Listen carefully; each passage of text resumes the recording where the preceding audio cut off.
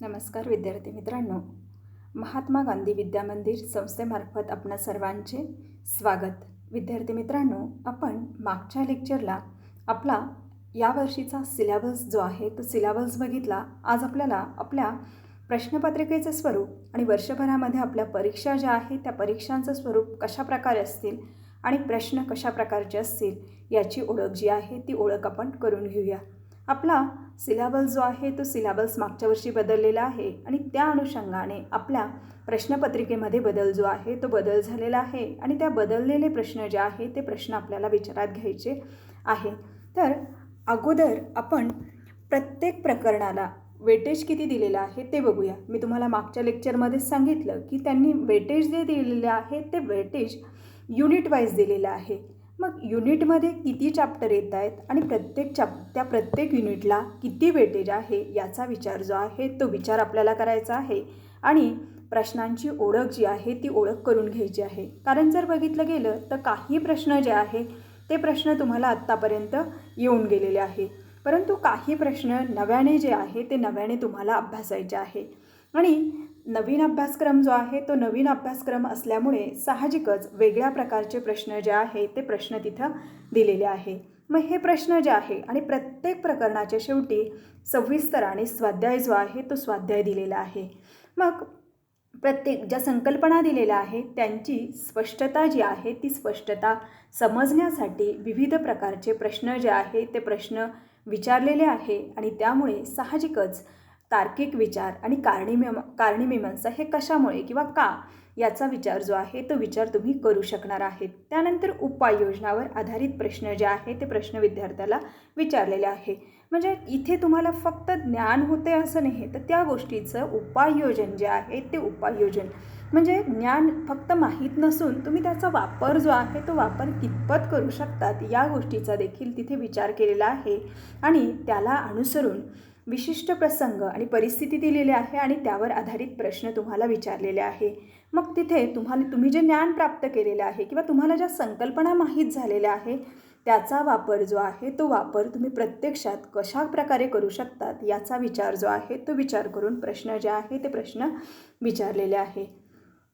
त्यानंतर इथे 12वी वाणिज्य चिटणीसाची कार्यपद्धती आपण ई लर्निंगचा अभ्यास करतो आहे. मागच्या तासाला आपण इथे चिटणीसाची कार्यपद्धती याच्यामध्ये आपण आपले युनिट किती आहे त्या प्रत्येक युनिटमध्ये आपल्याला काय बघायचं आहे आणि त्यानंतर प्रकरणं जे आहे ते प्रकरणं किती आहे त्याचा विचार जो आहे तो विचार आपण मागच्या लेक्चरमध्ये जो आहे तो मागच्या लेक्चरमध्ये आपण त्याचा विचार जो आहे तो विचार आपण बघितलेला आहे. मग प्रत्येक प्रकरणामध्ये आपल्याला काय बघायचं आहे ते आपण बघितलेलं आहे. आता एक महत्त्वाचं मी तुम्हाला इथे सांगणार आहे की काही बाबी ज्या आहे त्या बाबी तुम्ही आत्ताच ज्या आहे त्या आत्ताच लक्षात ठेवा. वर्षभर हे शब्द आपल्या वारंवार कानावरती पडणार आहे, त्यामुळे या बाबी आपण आत्ताच ज्या आहे त्या आत्ताच लक्षात ठेवणं गरजेचं आहे. आता इथे संस्थात्मक जे आहे ते संस्थात्मक वित्त व्यवस्थापन. संस्थात्मक म्हणजे आपण काय बघणार आहोत, संयुक्त भांडवल प्रमंडळ या अर्थाने आपण त्याचा विचार जो आहे तो विचार करणार आहोत.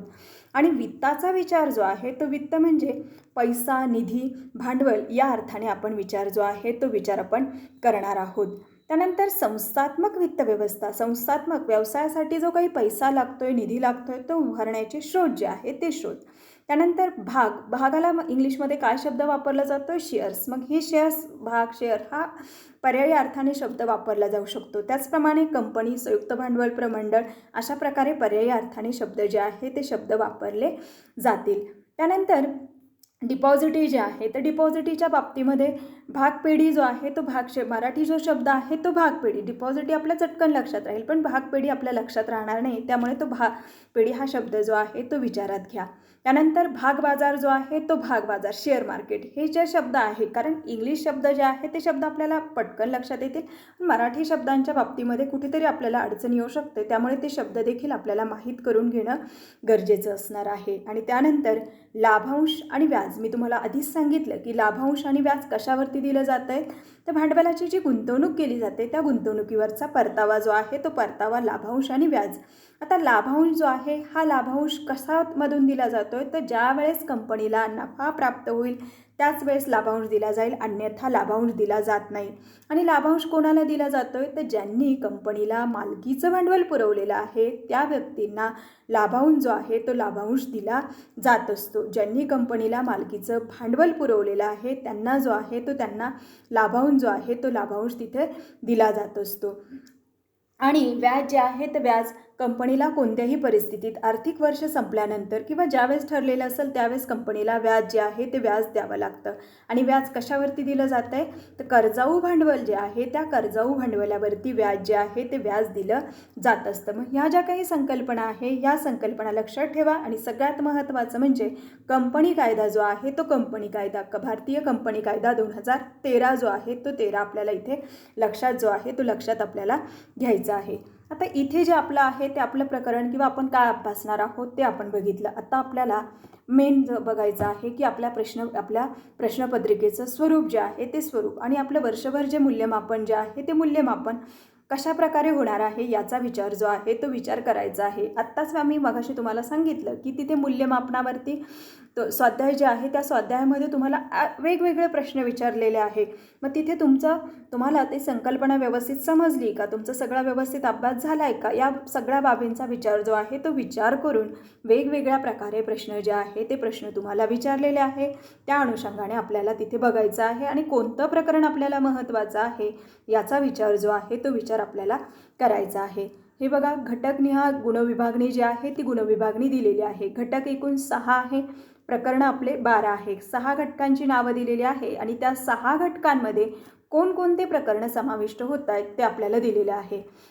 आता त्यांनी गुण देताना इथे बघा, गुण आणि विकल्पासह गुण. विकल्पासह गुण म्हणजे काय, तर बोर्डाच्या प्रश्नपत्रिकेमध्ये किंवा कोणत्याही प्रश्नपत्रिकेमध्ये आपल्याला सगळेच्या सगळे प्रश्न तर आपण सगळे लिहितो, परंतु काय असतं की त्या प्रश्नामध्ये कोणतेही 3 लिहा, कोणतेही 2 लिहा, अशा प्रकारे आपल्याला आलं असतं. मग त्या मार्कांचा सुद्धा इथे विचार केलेला आहे. त्यामुळे 116 मार्क्स. आपण पेपर किती मार्कचा सोडवतोय, आपण पेपर फक्त 80 मार्काचा पेपर जो आहे तो सोडवतो. आणि जे अतिरिक्त आपल्याला विचारलेलं असतो त्या सगळ्या गुणांचा जर विचार केला गेला तर आपली प्रश्नपत्रिका जी आहे ही प्रश्नपत्रिका एकूण 116 गुणांची जी आहे ती 116 गुणांची आपली प्रश्नपत्रिका तिथे असते. त्या दृष्टीने आपल्याला त्याचा विचार जो आहे तो विचार करायचा आहे. आता पहिला घटक जो दिलेला आहे संस्थात्मक वित्ताचे स्रोत, याच्यामध्ये प्रकरण पहिलं आणि दुसरं येतं आहे. गुण बघा तिथे किती दिलेले आहे, 17 मार्क्स जे आहे आणि विकल्पासह 25. दुसरं जे घटक दिलेलं आहे भांडवल उभारणी, त्याच्यामध्ये तिसरं, चौथं आणि 5वं प्रकरण येतं आहे. त्याच्यामध्ये गुण 24 दिलेले आहे, विकल्पासह 35 गुण तिथे आहेत. त्यानंतर चिटणीसाचा पत्रव्यवहार, याच्यामध्ये 6वं, 7वं आणि 8वं प्रकरण जे आहे ते प्रकरण दिलेलं आहे. गुण तिथे आपल्याला किती दिलेले आहेत, 13 आणि विकल्पासह 18 गुण जे आहे ते 18 गुण दिल्याचं आपल्याला दिसून येतं. त्यानंतर भागपेढी पद्धती जी आहे ती भागपेढी पद्धती, त्याच्यासाठी 9वं प्रकरण, एकच प्रकरण त्याच्यात समाविष्ट होतं आहे, 7 गुण, विकल्पासह 11 मार्क. त्यानंतर लाभांश आणि व्याज प्रकरण 10 क्रमांकाचं प्रकरण तिथे आहे, गुण 9 दिलेले आहे आणि विकल्पासह 13. आणि शेवटचा घटक जो आहे तो वित्तीय बाजार, याच्यामध्ये 11 आणि 12 हे 2 प्रकरणं समाविष्ट होत आहेत आणि तिथे गुण 10 आणि विकल्पासह गुण जे आहे ते 14 आपल्याला तिथे दिसत आहेत. मग आता इथे लक्षात घ्या की विकल्पासह किंवा आपले गुण जे दिलेले आहे याच्यावरून आपल्याला पहिलं आणि दुसरं प्रकरण म्हणजे पहिला आणि दुसरा घटक जो आहे तो अत्यंत महत्त्वाचा असेल. कारण दुसरा घटकचा जर विचार केला गेला तर विकल्पासह 35 आणि असे गुण 24 आणि इकडे विकल्पासह 25 आणि 17 पहिलं घटक जो आहे त्या घटकामध्ये. मग या अनुषंगाने विचार करा, हे दोन्ही प्रकरणं जे आहे ते प्रकरणं आपल्याला जास्त महत्त्वाचे असतील आणि याच्यावरती आपल्याला जास्त प्रश्न जे आहे ते प्रश्न आपल्याला विचारले जाणार आहेत. त्याचप्रमाणे 18 मार्क्स, 13 मार्क्स, चौथं जे घटक आहे त्याला 11 मार्क. आणि इथे जर चौथा आणि 5वा घटक जर लक्षात घेतला गेला तर एकच प्रकरण जे आहे एकाच प्रकरणाला तिथे 7, 11 किंवा 9, 13 मार्क्स जे आहे ते मार्क्स आपल्याला तिथे दिसून येत आहेत. आणि शेवटचा जो घटक आहे तिथे आपल्याला 14 मार्क्स जे आहे ते 14 मार्क्स आपल्याला दिसून येत आहेत. त्यामुळे महत्त्वाचं जे आहे आपल्याला प्रकरणं जे आहे ते प्रकरण 1 ते 5 प्रकरणं जे आहे हे प्रकरण आपल्याला जास्त बाकीचेही प्रकरणं महत्त्वाचे आहे, परंतु याच्यावरती आपल्याला फोकस जो आहे तो फोकस आपल्याला जास्त करायचा आहे. आता आपल्याला वर्षभरामध्ये आपली परीक्षा जी आहे ती परीक्षा कशा प्रकारे असेल, आता इथे जे आहे या गोष्टींचा विचार जो आहे तो विचार आपल्याला करायचा आहे. तर वर्षभरामध्ये आपले परीक्षा जी आहे तर परीक्षा कोणकोणती होणार आहे? तुमची 6माही परीक्षा जी आहे ती 6माही परीक्षा 50 मार्काची परीक्षा जी आहे ती 50 मार्काची परीक्षा होईल. याचे मार्क्स तुमच्या बोर्डामध्ये वगैरे तिथे गृहीत धरले जाणार नाही आहे, परंतु ही परीक्षा जी आहे ही परीक्षा तुमची असेल. त्यानंतर तिथे प्रिलियम एक्झाम जी आहे ती प्रिलियम एक्झाम तुमची घेतली जाणार आहे आणि वार्षिक परीक्षा.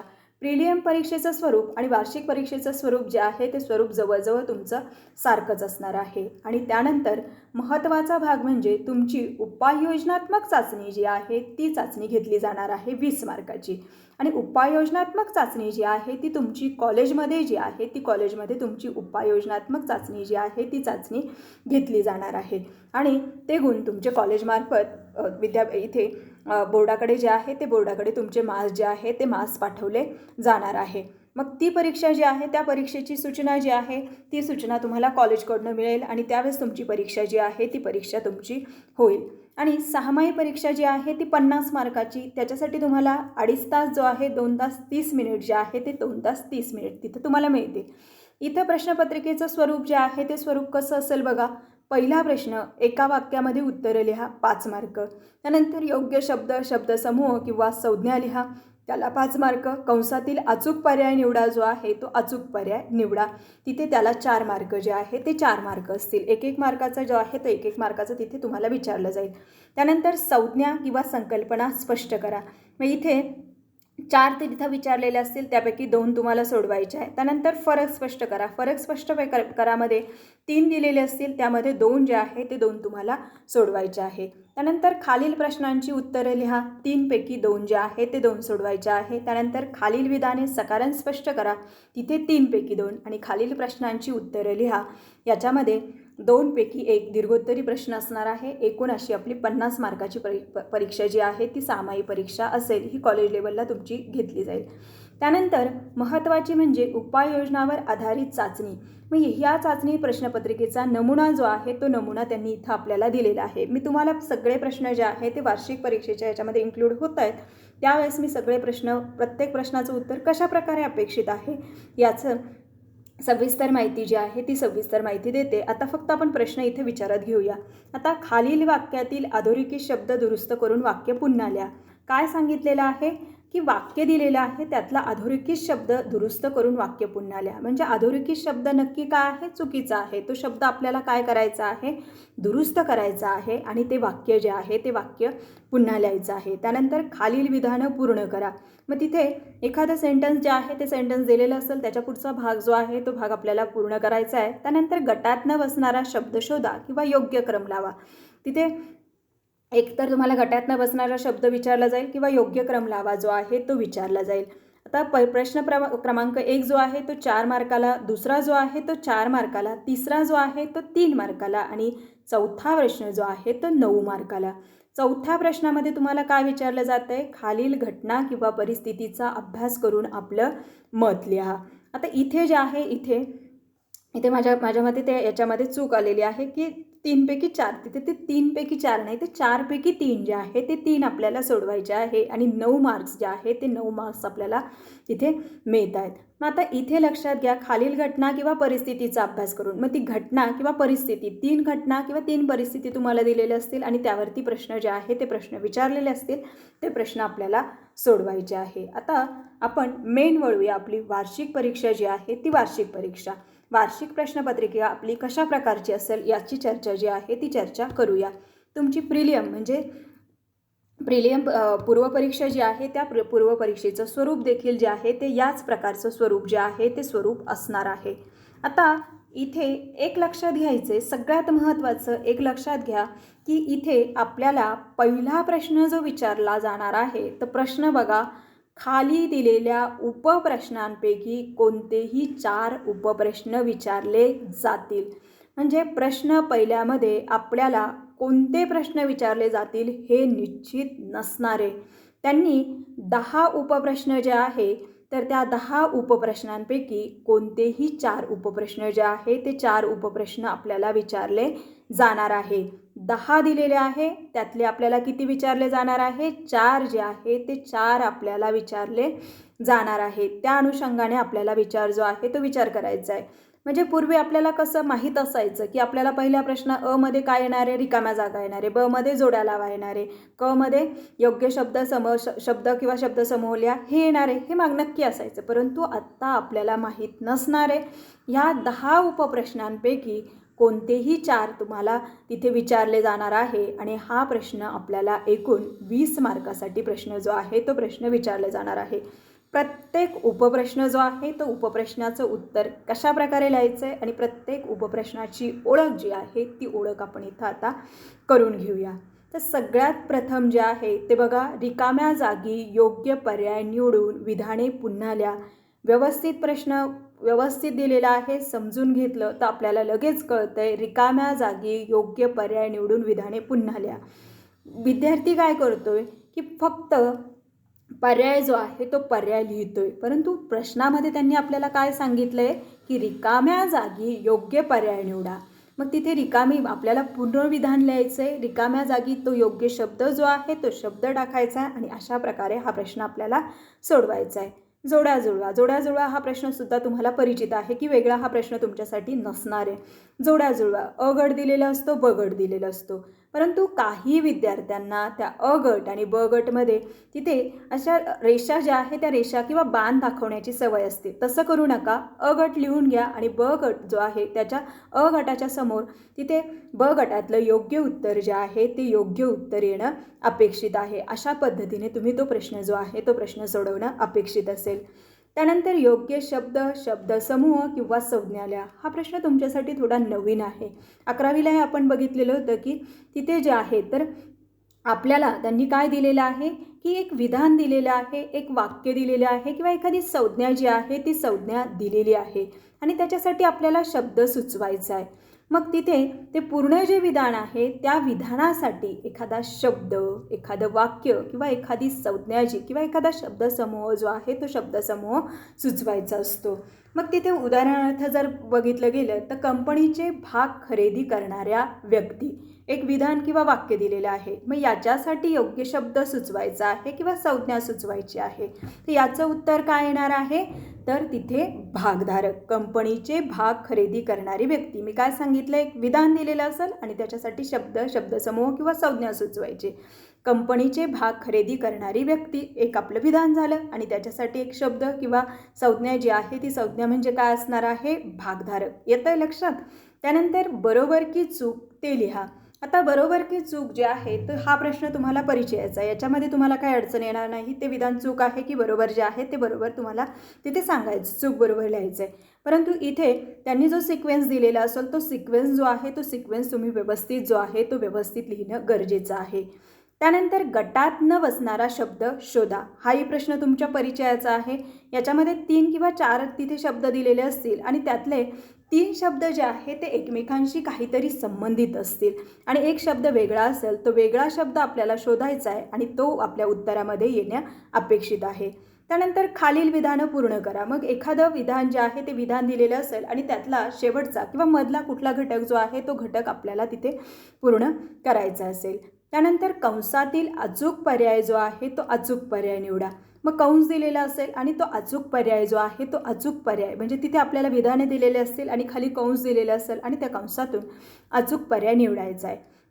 त्यानंतर एका वाक्यात उत्तरं लिहा. एका वाक्यात उत्तरं लिहा माहिती तुम्हाला काहीतरी संज्ञा विचारलेली असेल, काही प्रश्न विचारलेले असेल तर एका वाक्यामध्ये त्याचं उत्तर जे आहे ते उत्तर अपेक्षित असेल. त्यानंतर खालील वाक्यातील अधोरेखित शब्द दुरुस्त करून वाक्य पुन्हा लिहा. आता ते वाक्य जे आहे ते वाक्य दिलेलं आहे आणि त्याच्यामध्ये एक शब्द काय केलेला आहे? अधोरेखित केलेला आहे. साहजिकच तो शब्द चुकीचा आहे. तो शब्द आपल्याला चुकीचा जो शब्द आहे तो दुरुस्त करून योग्य तो शब्द जो आहे तो शब्द आपल्याला तिथं टाकायचा आहे आणि तो शब्द टाकून वाक्य जे आहे ते वाक्य पुन्हा लिहायचं आहे. त्यानंतर योग्य क्रम लावा. आता योग्य क्रम लावा जो आहे याच्यामध्ये काहीतरी संबंधित घटक जे आहे ते घटक आपल्याला तिथं दिलेले असतील. मग भाग विक्रीच्या बाबतीमध्ये म्हणा किंवा इतर कोणता घटक जो आहे त्या बाबतीतला क्रम जो आहे तो क्रम किंवा त्या बाबतीतल्या निगडीत घटक जे आहे ते घटक दिलेले असतील आणि ते योग्य प्रकाराने लिहायचे आहे. मग तो योग्य क्रम जो आहे तो योग्य क्रम आपल्याला तिथं लावणं अपेक्षित असेल. आता इथे जो आहे एखादा प्रश्न जो आहे तो प्रश्न आपण याच्या अनुषंगाने एखादा प्रश्न जो आहे तो प्रश्न आहे का त्याचा विचार जो आहे तो विचार आपण करूया. आता भाग प्रमाणपत्र, भाग वाटपपत्र, भाग मागणी अर्ज. आता भागाशी संबंधित हा प्रश्न आहे आणि त्याच्याशी संबंधित 3 घटना ज्या आहेत त्या 3 घटना किंवा 3 घटक जे निगडीत आहे ते दिलेले आहे. भाग प्रमाणपत्र, भाग वाटपपत्र आणि भाग मागणी अर्ज जो आहे तो भाग मागणी अर्ज. मग सगळ्यात पहिल्यांदा काय करावं लागणार आहे, भागांची मागणी. मग त्या क्रमाने आपल्याला लिहावं लागेल, भागांची मागणी करावं लागेल, नंतर भागांचं वाटपपत्र त्याला मिळेल आणि शेवटी भाग खरेदी केल्याचा पुरावा म्हणून त्याला भाग प्रमाणपत्र जे आहे ते प्रमाणपत्र मिळणार आहे. अशा प्रकारे तिथे तो ते क्रम जो आहे तो क्रम आपल्याला लावणं अपेक्षित आहे आणि त्या पद्धतीने आपलं उत्तर जे आहे ते उत्तर येणं अपेक्षित आहे. आता ह्या प्रश्नाच्या बाबतीत सगळ्यात महत्त्वाचा घटक जो आहे तो घटक मी आत्ता सांगते, तो म्हणजे प्रश्नपत्रिकेमध्ये उत्तर सोडवत असताना प्रश्न क्रमांक 1 त्याच्यामध्ये अ ब क जे तुमचे अ ब क ड 4 जे येत आहेत ते तुम्ही एकापाठोपाठ जे आहे ते एकापाठोपाठ लिहिणं गरजेचं आहे. नाही तर प्रश्न पहिल्यामधला अ ब एका पानावरती आणि मध्येच प्रश्न दुसरा आणि परत कुठेतरी प्रश्न पहिल्यामध्ये कड असं करू नका. कारण ते जे आहे एक वेगळं चुकीचं इम्प्रेशन किंवा एक वेगळा हे जे आहे तो वेगळा इम्पॅक्ट जो आहे तो वेगळा इम्पॅक्ट जो उत्तरपत्रिका तुमची चेक करतोय त्याच्यावरती तो जातोय आणि तिथे जो आहे ते गोंधळ जो आहे तो गोंधळ म्हणण्यापेक्षा एक वेगळं जे आहे किंवा इथे तुमचा निष्काळजीपणा जो आहे तो निष्काळजीपणा तिथे दिसतोय. तो निष्काळजीपणा दिसू नये, व्यवस्थितरित्या जे आहे ते व्यवस्थितरित्या आणि समोरचा तो उत्तरपत्रिका तपासणारा इम्प्रेस झाला पाहिजे अशा पद्धतीने तुमचं उत्तर अपेक्षित आहे. त्यामुळे ही गोष्ट लक्षात घ्या की अ ब क ड जे आहे ते एकाच पानावर म्हणजे एका पानावरती म्हणजे एकाच पानावरती नाही पण एका पाठोपाठ जे आहे ते एकापाठोपाठ येणं गरजेचं आहे. आणि सगळ्यात महत्त्वाचं नवीन प्रश्न जो आहे तो नवीन प्रश्न नवीन पानावरती सुरू करा. इथं थोडीशी जागा उरली मग इथं सुरू करू का किंवा मला हे नंतर आठवलं इथं हे लिहू का असं बिलकुल करू नका. व्यवस्थित जे आहे ते व्यवस्थित लिहिण्याचा प्रयत्न जो आहे तो प्रयत्न करा. नवीन प्रश्न नवीन पानावरती आणि प्रश्न क्रमांक 1 जो आहे याच्यामध्येच आपलं थोडंसं होऊ शकतं. त्यामुळे कारण बाकीचे प्रश्न जे आहे ते प्रश्न एकच प्रश्न त्याच्यामध्ये अ ब क असं काही विचारलेलं नाही आहे, फक्त पहिल्या प्रश्नामध्ये विचारलेलं आहे. त्यामुळे त्या बाबतीमध्ये योग्य ती काळजी जी आहे ती काळजी घ्या. त्यानंतर खालील संज्ञा किंवा संकल्पना ज्या आहे त्या संकल्पना स्पष्ट करा. हाही प्रश्न तुमच्या परिचयाचा आहे. संज्ञा विचारलेली आहे, संकल्पना विचारलेली आहे, 6 विचारलेल्या आहे. त्यापैकी आपल्याला किती सोडवायच्या आहे 4 आणि तिथे मार्क्स आपल्याला किती आहे 8 मार्क्स जे आहेत ते 8 मार्क्स. 2 मार्काला जे आहे त्या 2 मार्काला तो प्रश्न आहे त्या अनुषंगाने त्याचं उत्तर जे आहे ते उत्तर येणं अपेक्षित आहे. त्यानंतर खालील घटना आणि परिस्थितीचा अभ्यास करून आपलं मत लिहा. मी तुम्हाला जे म्हटलं होतं की कारणमीमांसा, तार्किक विचार करणं किंवा उपाययोजन तुम्हाला कितपत समजलेलं आहे ते कितपत तुम्ही आत्मसात केलेलं आहे अशा पद्धतीचा हा प्रश्न जो आहे तो प्रश्न तिथं आहे. खालील घटना किंवा परिस्थितीचा अभ्यास करून मत लिहा. मग एखादी घटना जी आहे ती घटना दिलेली असेल, परिस्थिती जी आहे ती परिस्थिती दिलेली असेल आणि त्यावरती आधारित प्रश्न जो आहे तो प्रश्न आपल्याला विचारलेला असेल. असाच प्रश्न आपल्याला उपाययोजनात्मक चाचणीमध्ये विचारलेला आहे. त्यामुळे ह्या प्रश्नाची आपल्याला सवय झालेलीच असेल. त्यामुळे इथे जो आहे तर त्याच्यामध्ये किती दिलेले आहेत 3 विचारलेले असतील. 2 जे आहे ते 2 सोडवायचे आहे आपल्याला आणि आपल्याला किती जे आहे तिथे मार्क्स जे आहे ते मार्क्स आपल्याला तिथे किती मार्क्स आहे त्याच्यासाठी 6 मार्क्स जे आहे ते 6 मार्क्स. आता प्रश्न 4 जो आहे हा प्रश्नसुद्धा तुमच्या परिचयाचा आहे. फरक स्पष्ट करा. परंतु इथे आपल्याला एक महत्त्वाचं लक्षात ठेवायचं आहे. आत्तापर्यंत आपण फरक स्पष्ट करायचं म्हटल्यानंतर तिथे 2 भाग जे आहे ते 2 भाग करतोय आणि फरक स्पष्ट करायचे जे 2 विचारलेले आहे. आता इथं उदाहरणार्थ बघूया हक्क भाग आणि बोनस भाग. आपण एका कॉलममध्ये काय लिहिणार हक्क भाग, एका कॉलममध्ये बोनस भाग.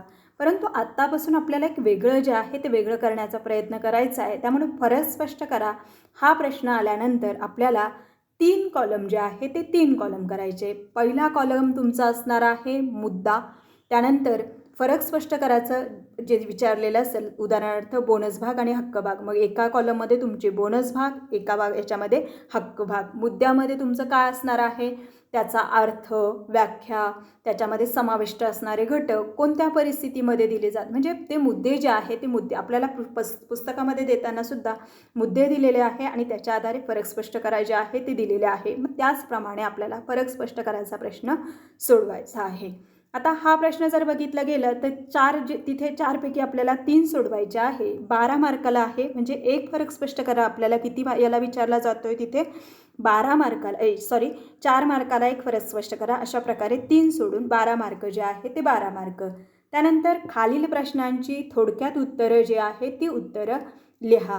प्रत्येक प्रश्नाला तिथे जे आहे तर एकूण प्रश्न तिथे जे आहे तर किती 3पैकी आपल्याला 2 सोडवायचे आहे आणि प्रत्येक प्रश्नाला मार्क जे आहे ते मार्क तिथे जर बघितलं गेलं तर आपल्याला तिथे 8 मार्क जे आहे ते 8 मार्क, म्हणजे 3पैकी जे आहे ते 3पैकी 2 जे आहे ते 2 आपल्याला तिथं सोडवायचे आहे. त्यानंतर खालील विधानं सकारण स्पष्ट करा. आता खालील विधानं सकारण स्पष्ट करा. खालील विधानं सकारण स्पष्ट करा. आता हा प्रश्न तुम्हाला आत्तापर्यंत म्हणजे 10वीपर्यंत जर बघितलं गेलं तर हा प्रश्न तुम्हाला काय असेल, कारणे द्या म्हणून हा प्रश्न विचारला जात असेल. मग त्या अनुषंगाने हा प्रश्न आपल्याला सोडवायचा आहे. मग इथे तुम्हाला कितपत समजलेलं आहे त्या आधारे तुम्ही त्या विधानाचं सकारात्मक स्पष्टीकरण जे आहे ते सकारात्मक स्पष्टीकरण तुम्ही देऊ शकतात.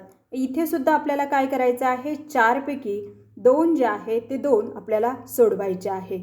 आणि एकूण प्रश्न एकूण तिथे जे आहे एकाला मार्क जे आहे, एका प्रश्नाचा मार्क जे आहे ते 4 मार्क जे आहे, म्हणजे एकूण 8 मार्क जे आहे ते 8 मार्क असल्याचे आपल्याला दिसून येतं.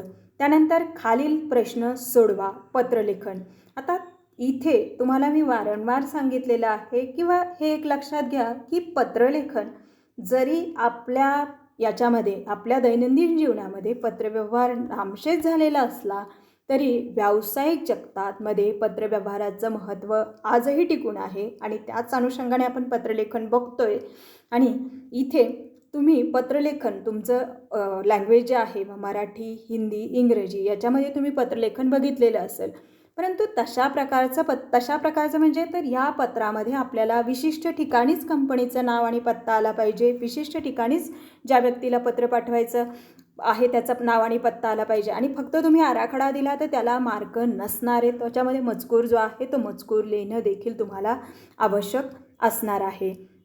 मग इथे जे आहे तर इथे ह्या पत्रलेखनाचा प्रश्न जो आहे तर इथे तुम्हाला 3पैकी जे आहे तर 3पैकी तुम्हाला जे आहे किती सोडवायचे आहे, 2 जे आहे ते 2 सोडवायचे आहे आणि 10 मार्क जे आहे ते 10 मार्क तिथे तुम्हाला या प्रश्नामध्ये जे आहे या प्रश्नामध्ये तुम्हाला तिथे 10 मार्क जे आहे ते 10 मार्क तिथे तुम्हाला मिळत आहेत. आणि इथे 5व्या प्रश्नामध्ये इथे आपल्याला थोडंसं इथे जे आहे तर इथे प्रतिप्रश्न गुण जे आहे तर इथे त्यांचं काहीतरी इथे जे आहे एक चूक जी आहे ती चूक झाल्याचं आपल्याला दिसतंय. त्यामुळे 5वा प्रश्न जो आहे तर 3पैकी तिथे 2 सोडवायचे आहे आणि प्रत्येक प्रश्नाला गुण जे आहे एक प्रश्न आपल्याला किती मार्काला विचारला जाणार आहे, 4 मार्काला. त्या अनुषंगाने 8 गुण जे आहेत ते 8 गुण आपल्याला तिथे दिसत आहेत. आणि पत्रलेखनाच्या बाबतीमध्ये 3पैकी 2 जे आहे ते 2 सोडवायचे आहे आणि 5 मार्काला आपल्याला तिथं एक पत्र जे आहे ते पत्र आपल्याला विचारलं जाणार आहे.